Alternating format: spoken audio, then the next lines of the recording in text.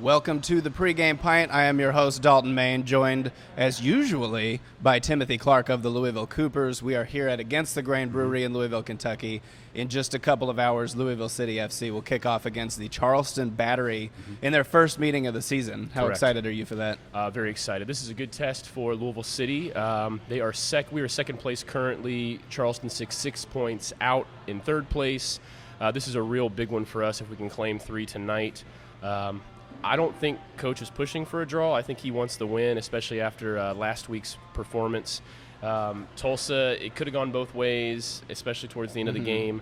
So I'm looking for the boys to come out firing tonight, especially being at home. And Louisville's going to play Charleston twice. Correct. We're going to play them this in a away season, game. and this is the first one, so they're going to play again soon. And I think in order to hold them off, they've got that third place spot. They're behind Louisville City, as O'Connor has said many, many times, it's Rochester's to lose. Yes. But you still got to hold off Charleston if you want that draw. So if you want that bye in the first round of the playoffs.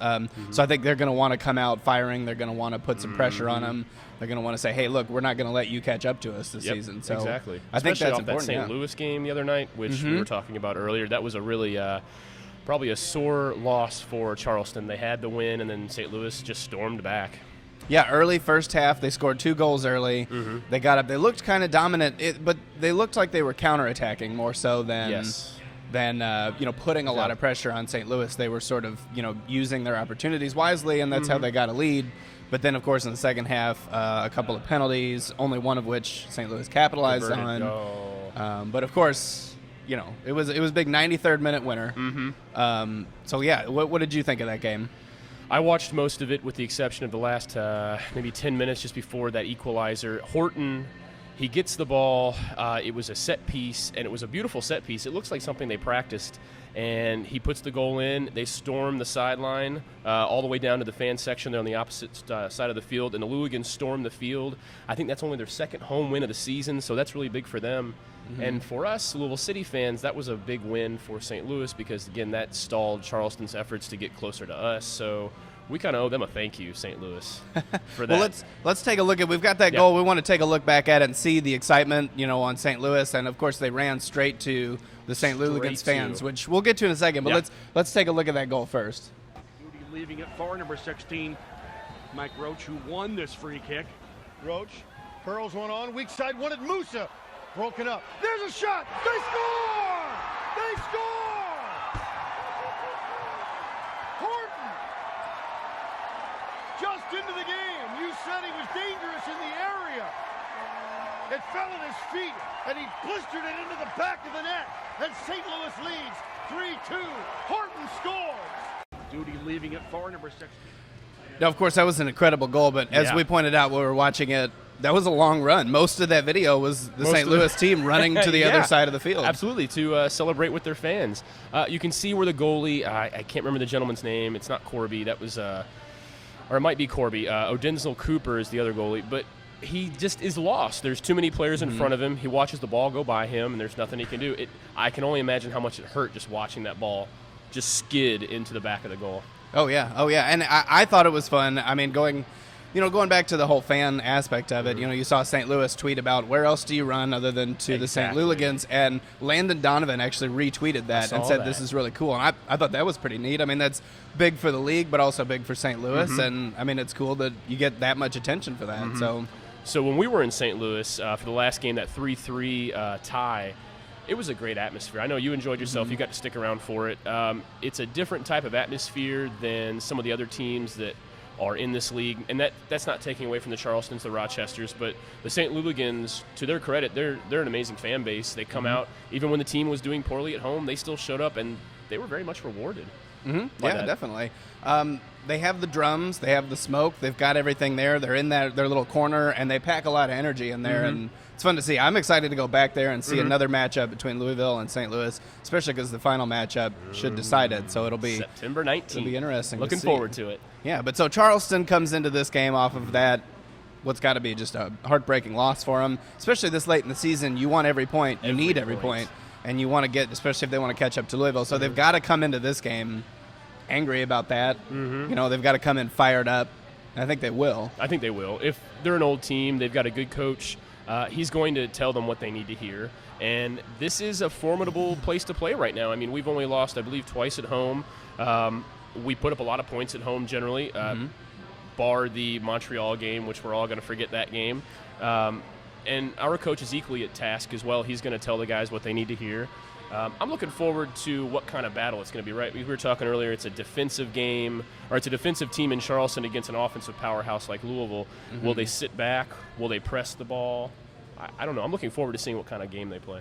Yeah, I think it will be interesting, especially because Louisville City has had a really strong defensive presence, but they also play so high up the pitch. Mm-hmm. And so it'll be interesting to see how these teams, sort of match up against each other with a strong defense, but a more offensively minded team playing against a more defensively minded team. So I got a chance to watch Charleston earlier in the season, and they have a couple fullbacks whom I don't know if they play regularly. Mm-hmm. They bomb the flanks just as much as Burke and Montano do. It'll be interesting to see, again, will it be a counterattack style? Will it be a possession game? And since we've not played them this year, we're not going to know how they play against one another. When we play St. Louis, there's an idea now of how we attack one another. But I think Charleston games, the back-to-back games, one of them, they're not back-to-back, excuse me.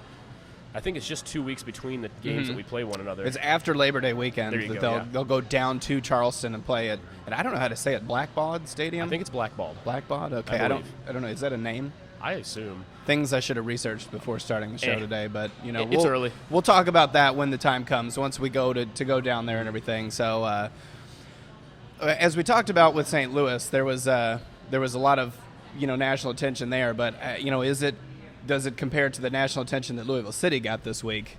Last weekend's goal with Aodhan Quinn. A different type of attention. You have Landon Donovan retweeting for the Louligans, but for us, we made ESPN. Oh, we didn't. Aodhan Quinn made ESPN. Maybe you will someday. Maybe tonight. I hope not.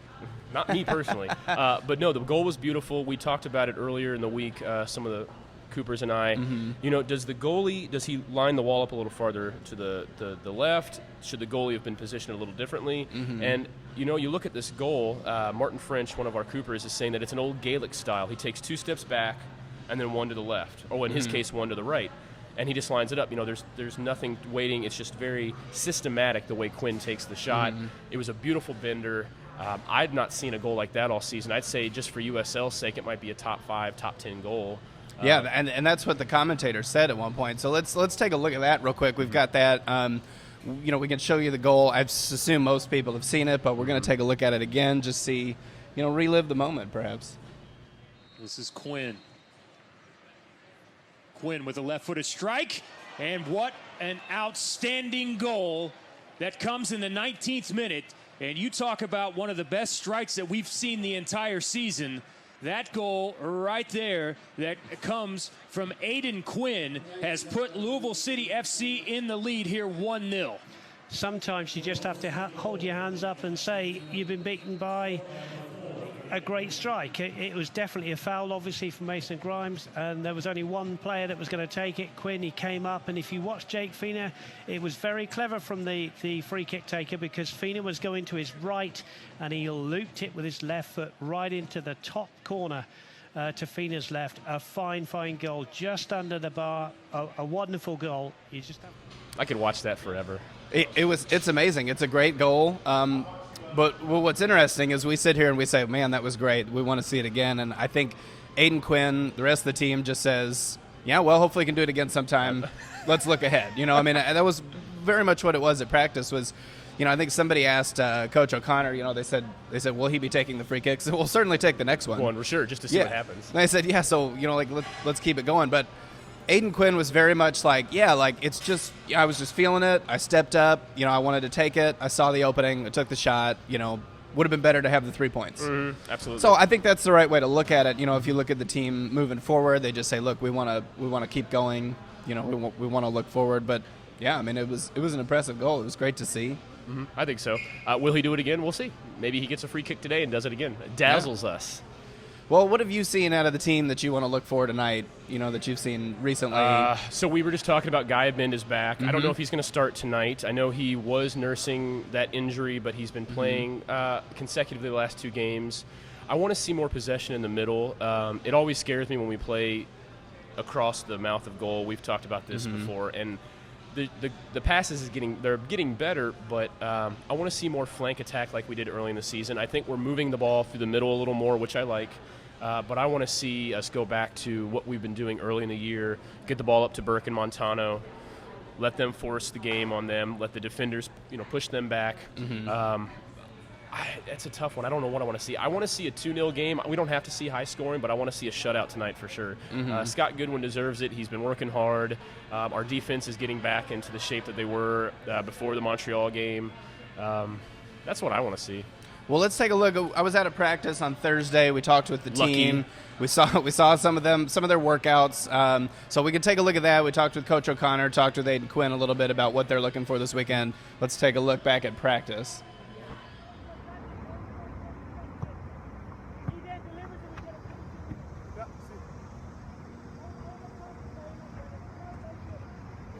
It's a massive game Saturday against Charleston, so we need to pay them the respect that they deserve. They've got good players. They're having an excellent season themselves, so it's going to be a tough game, but hopefully an entertaining game for everyone. No, I think it's whether you play them at the end of the season or the start of the season. Your preparation for us is always the same. We're very detail orientated, so we like to go through things and make sure people are aware of their roles and responsibilities, and then hopefully we'll get the performance that we have throughout the course of the season on Saturday, because their performances have been very good.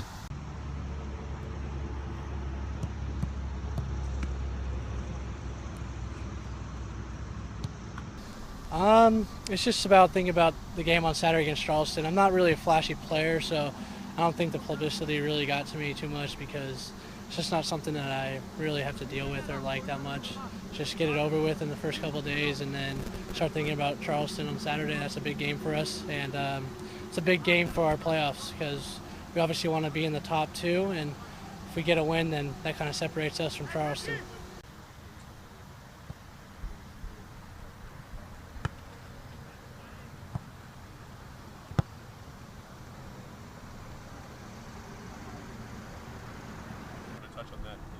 Yeah, I think for us, as we've said, many times, Rochester, the league is theirs to lose. I think that's the thing for them. So I think we need to focus on ourselves and give a good account of ourselves against Charleston and try to get a good win. But as far as Rochester's concerned, I think it's all on them, and it's for them to lose in the position they're in.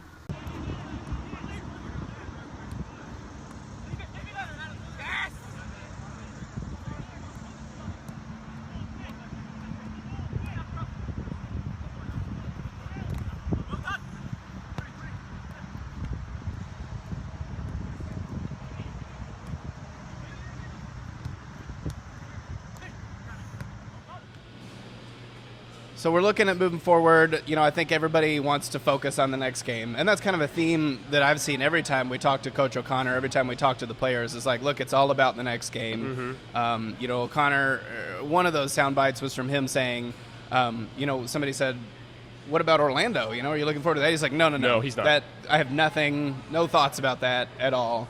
We're on Charleston, because this is, obviously it's much more important, but every time O'Connor talks about the coming season, it's always about the next game. It's always about what we can do right now to prepare for that game. So I think it'll be a good showing tonight. In terms of injuries, we talked with O'Connor a little bit about that this week. Connor Shanoski is still sort of getting a little bit over it. He said he should be getting back to being there. He had some sort of bruise maybe on a bone, in his lumbar back. maybe. Yeah, something like that. He wasn't real specific, but told us a little bit more than we had known before. And then I think Charlie, who had gone down in that game against Montreal, he said he's been back. I think Thursday, he said, was the first time that he was actually feeling good about everything, doing everything. So, look for him to possibly be back tonight.